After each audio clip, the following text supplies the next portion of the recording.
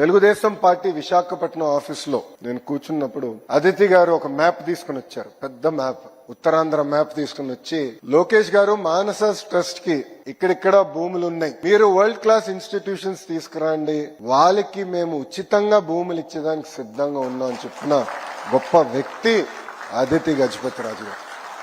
ఈరోజు గజం గజం కోసం కొట్టుకునే సమాజంలో వేలాది ఎకరాలు ప్రజల కోసం అందించిన గొప్ప కుటుంబం ఇది. నేను వేదిక పైన వచ్చినప్పుడు నవ్వుతూ అటు అశోక్ గారికి అదితి గారికి నేను చెప్తాను, రాత్రి నన్ను ఇద్దరు పడుకోనిలేదండి. ఇది ప్రజలందరూ ఈ విషయం వినాలి. ఈ ఎంఓయు ఫైల్ రాష్ట్ర ప్రభుత్వం ఆమోదం తెలపాలి. సో నాకు రాత్రి ముఖ్యమంత్రి గారి కార్యాలయంతో నేను ఫాలోఅప్ చేస్తున్నాను, ఎందుకంటే గౌరవ ముఖ్యమంత్రి గారు పర్యటనలో ఉన్నారు, ఫైల్ తొందరగా క్లియర్ చేయాలని నేను ఫాలోఅప్ చేస్తున్నాను. గౌరవ ముఖ్యమంత్రి గారు సెక్రటరీ గారు నాకు ఫోన్ చేసి, ఫైల్ వచ్చింది, పర్పెచువల్ గా ఉచితంగా భూమి అంటే లీజ్ కూడా కాకుండా ఉచితంగా భూమి ఇద్దామని ఈ ఫైల్లో ఉంది, ఇది సాధ్యం కాదు అన్నారు. అప్పుడు నేను అన్నా, దాతలు లేని ఇబ్బంది మనకెందుకు సార్ ప్రభుత్వంగా అన్నా.